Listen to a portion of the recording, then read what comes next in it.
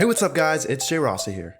It's Mammal Monday, and today we're looking at the Steller sea lion, a large marine mammal in a group known as the pinnipeds, which contains seals, sea lions, and walruses. The Steller sea lion goes on land to rest, reproduce, and shed its fur once a year, but spends a lot of its time in the ocean feasting on a wide variety of fish and cephalopods, such as squid and octopus. They can be found anywhere between Northern California and Japan. Due to this extensive range, the Steller sea lion is known by many names. The Aleut natives call it kawa, the Russians call it sivuch, and in Japan, it's known as toto. But perhaps its most accurate name is its Latin scientific name, Eumetopius jubatus. This roughly translates to having a broad forehead and mane. Hey, leave him alone, okay? He's got a lot on his mind. Fish, squish, fish, squish, fish, fish. So, what makes these broad four-headed beasts different from seals like the harbor seal? Well, listen closely. Closer. Closer. A little closer. It's all in the ear. You see, the Steller sea lion belongs to a family known as Otaridae, also known as the eared seals. Unlike true seals, which are also known as earless seals, the Steller sea lion and its group members had these cute floppy ears, rather than just ear holes. Eared seals, such as the Steller sea lion, are also more capable of walking on land than earless seals. They do this by rotating their back flippers under their body and doing this sort of swanky walk. He may seem like he's quite slow when we're walking along, but these guys can outrun us over a short distance. They also tend to be much louder than earless seals. Looking at the body of the Steller sea lion, we can see that it exhibits something called sexual dimorphism, which is a distinct difference in size or appearance between the male and female. For Steller sea lions, this size difference is definitely noticeable. Females are around 800 pounds and 9 feet long, while males can weigh 2,500 pounds and be up to 11 feet long. In this picture, you can see the massive male, the pretty big female, and the reasonably sized pup, which is what baby seals and sea lions are called, by the way. Using genetic testing, scientists figured out the Steller sea lion has two distinct groups: the eastern population, which lies along the contiguous US coast, and the western population, which includes the sea lions in Alaska, Russia, and Japan. Conservation-wise, the eastern population is doing well and increasing, while the western population remains endangered but somewhat stable in recent years. Some of the anthropogenic or human-caused activities contributing to this population decline may include disruption of breeding sites from sea level rise, decline of food due to fisheries, and poison from harmful algal blooms. However, due to how complicated cause and effect can be in ecology, it's hard to find a direct cause for the western population decline. The Steller sea lion is a magnificent creature.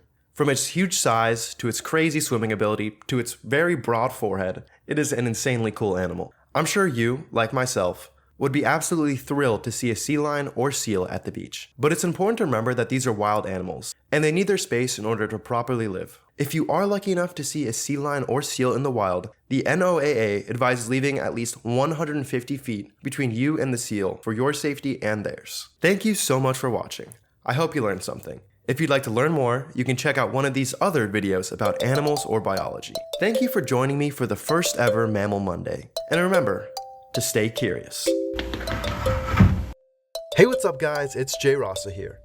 It's Mammal Monday, and today we're looking at the bumblebee bat. The bumblebee bat was discovered in 1974 by a Thai conservationist named Kitty Thonglongya.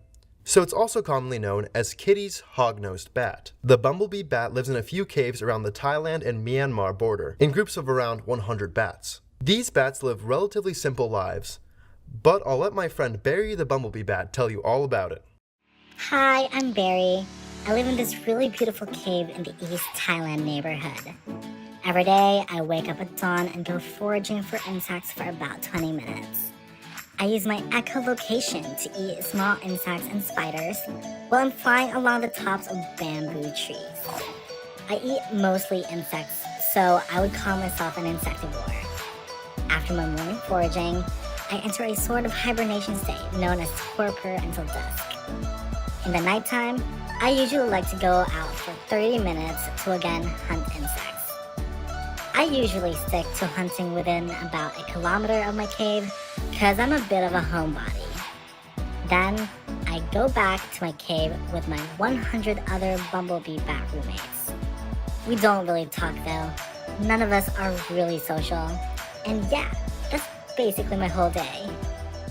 Barry mentioned torpor, which is a reduced form of hibernation in bats and other animals. During torpor, bats can lower their heart rate from around 200 beats per minute to just 10, and reduce their overall energy consumption by over 90%. Honestly, it seems like it would be a pretty good setup. It's kind of like only getting out of bed to eat.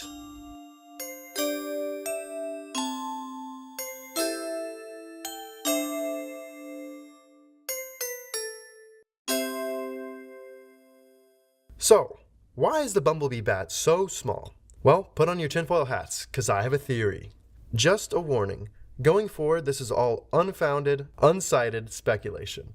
There's a well-known trend in evolution known as insular dwarfism. Insular dwarfism occurs when an animal is placed in a small environment, typically an island. We see over and over again that when a large animal colonizes an island, they get smaller. Animals get smaller due to limited natural resources, such as food and water, and less predators, which would normally eat them if they got too small. This eventually creates an island population which is smaller than the mainland population. A good example is the pygmy hippo, which only weighs a tenth of its mainland relative, the African hippo. Although the bumblebee bat doesn't live on an island, it does limit itself to only traveling about 1 kilometer outside of its cave. By limiting itself to such a small geographical area, the bumblebee bat effectively lives on a small island. Thus, bumblebee bats are probably experiencing insular dwarfism as if they were on an island. This is definitely not a solid explanation, but thinking about secluded animal habitats as islands can be a cool way to understand evolution. The International Union for Conservation of Nature's, or the IUCN, Red List of Threatened Species reports that the bumblebee bat's population of about 5,100 individuals is declining.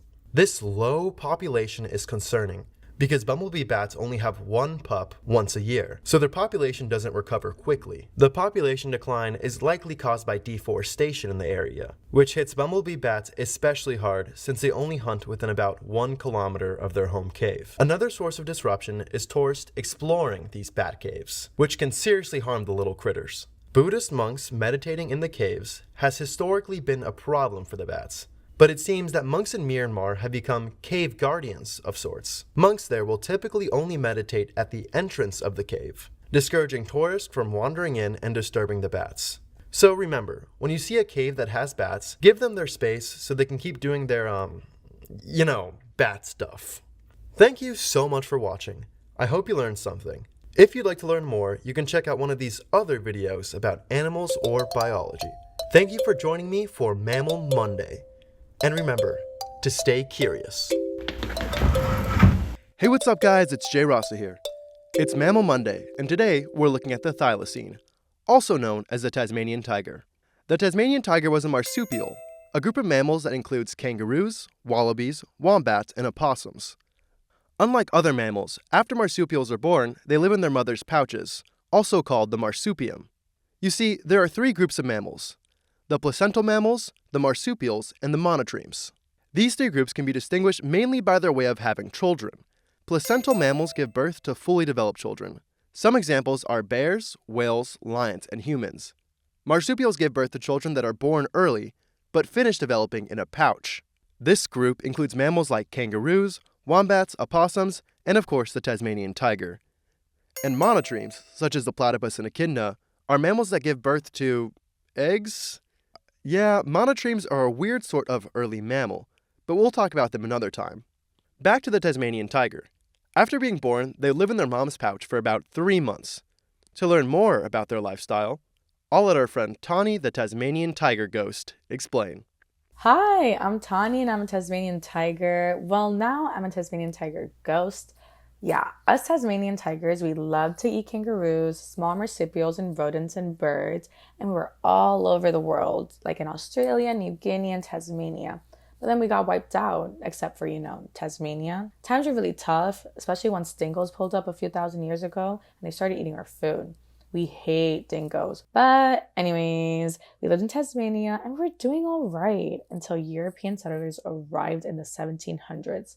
They set up a bunch of bounties on us. And then our population dropped a bunch in the early 1900s.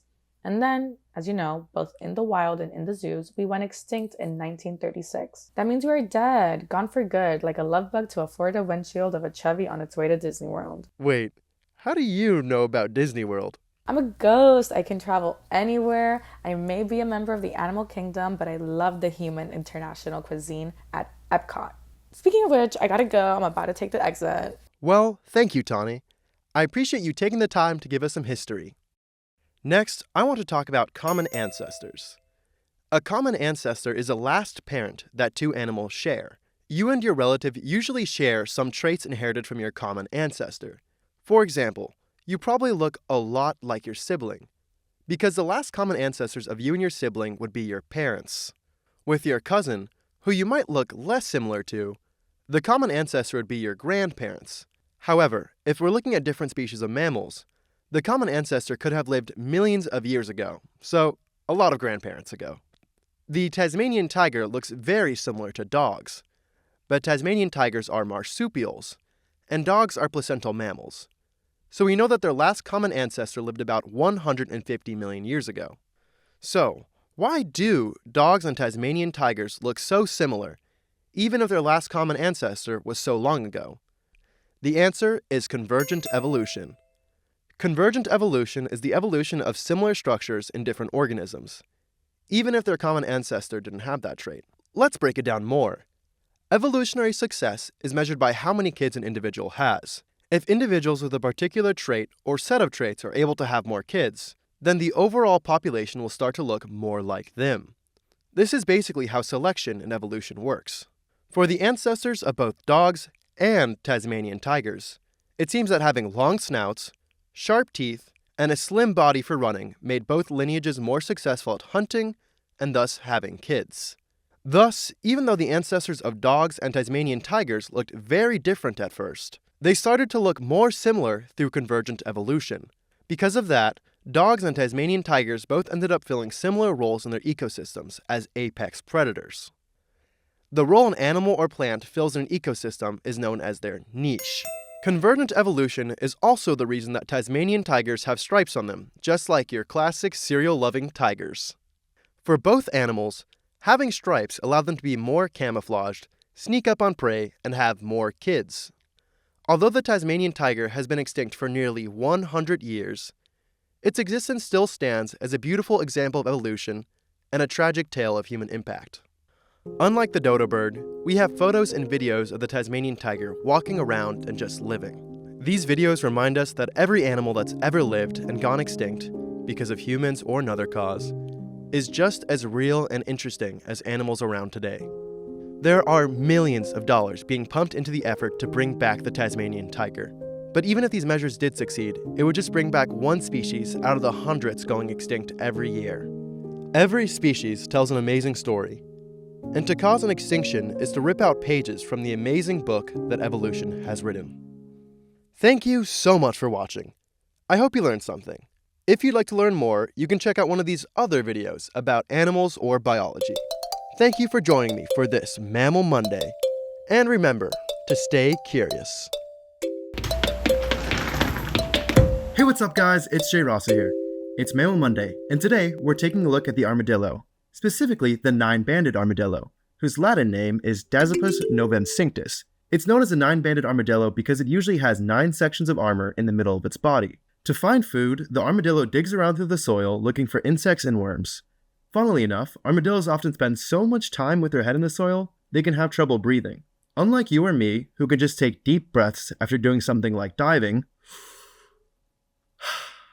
armadillos can't take deep breaths. Their hard shell stops their lungs from expanding too much. Armadillos are known for these impressive shells, but we're not quite sure why they have them. 9-banded armadillos try to avoid letting predators even touch their shells. When frightened, they can jump up in the air and then make a run for it at up to 30 miles per hour. The only species of armadillo that depends on its shell for defense is the 3-banded armadillo, which curls into this adorable little ball. It seems like the main purpose of the shell for 9-banded armadillos is protecting them from the thorny plants that they have to go through. Perhaps the most unique aspect of the 9-banded armadillo is their tendency to almost always have 4 identical quadruplets of the same sex and from the same egg. That means 4 twins that are genetically identical. The pups are finished weaning by 2 to 4 months old and are ready to have their own kids by 9 to 12 months old. Hey, are you looking for me? Unlike most animals, the range of the 9-banded armadillo has been expanding rapidly for the last few decades. Originally from South America, they've now been found as far north as Kentucky. Armadillos dig a ton of burrows with their crazy claws. This concerns conservationists, as their burrows can damage the roots of trees and weaken local plants. However, other local animals also use the burrows. For example, these little guys. Let me ask you, if you were an armadillo that was too dense to swim because of your shell, and you wanted to cross a river, would you A. Find a nearby boat and take it across, B. Dig under the whole river to get to the other side, C. Inflate your intestines with air to float to the other side, or D. Just walk along the bottom of the river? If you're like the 9-banded armadillo, the correct options are C and D. They can either inflate their intestines to float across the water, or they just walk along the bottom. Video that everybody is talking about, and we're showing it to you. We showed this to you on live TV.